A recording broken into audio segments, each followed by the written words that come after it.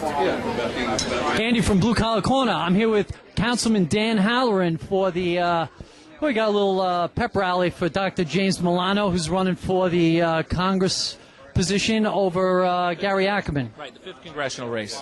Right. It's a great race. It's a great district to be running in. It's predominantly northeastern Queens and portions of northwestern Nassau County. Now this Gary, man, he's been there 14 terms. It's going to be tough to chisel his butt out of there. Yeah, he's a 28-year incumbent. This is somebody who's basically gone through many administrations. He's weathered all of the storms so far. The district has changed a lot, though. And this year, people are angry. People are upset. They don't like what they see in our federal government. And Gary Ackerman was one of the people who was an architect of the health care plan that was pushed through Congress. Is that a fact? Oh, yeah. In fact, his interest in doing a socialized medicine program stretches back into the Clinton administration when Hillary was stumping to try to push this. And in fact, he was one of the people who were out front trying to get that through Congress. Fortunately, it fell on his face then, but this time they were able to squeak it over. The Republican attempts at a filibuster, and unfortunately, we're stuck with it right now. Hopefully, by turning the Congress around, we'll have an opportunity to, at the very least, defund it, if not outright gut it. You know, when you see Gary Ackerman and his record, do you see him as one of the best reasons for term limits? Well, again, we're in a situation where this election cycle is probably unlike any election cycle we've ever seen. There is a very large anti-incumbent sentiment right now, and there's also a lot of people who have finally picked up that politics is going on without them. We live in an environment where most of the media is spoon-feeding us and trying to keep us in the dark.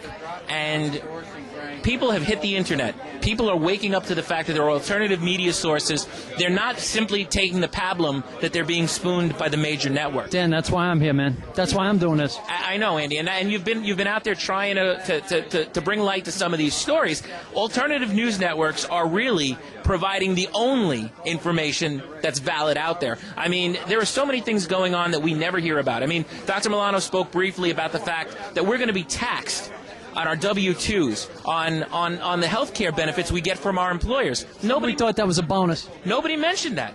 Nobody talked about that, and certainly Gary Ackerman did not let his tens of thousands of constituents who receive benefits from the state government, the federal government, the local government. Didn't McCain actually suggest that, and he got trounced on for even bringing up that? Absolutely. Again, another backdoor tax. And, of course, the Obama administration is in federal court right now arguing that it is a tax, that this health care program is a tax, because if it's not, they've done something unconstitutional.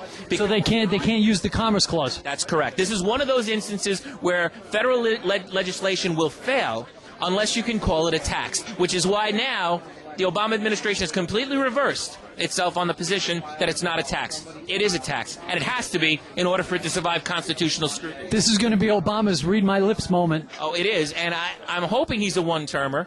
But again, the American people are at a stage where they're angry, they're upset, but will they mobilize? That's what Jim Milano's working on right now, is getting this grassroots movement going.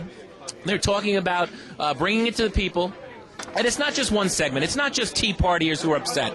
It's conservatives, it's Democrats, it's Republicans, it's independents, it's libertarians. It's everybody who sat down at the table and said across dinner, where did my paycheck go?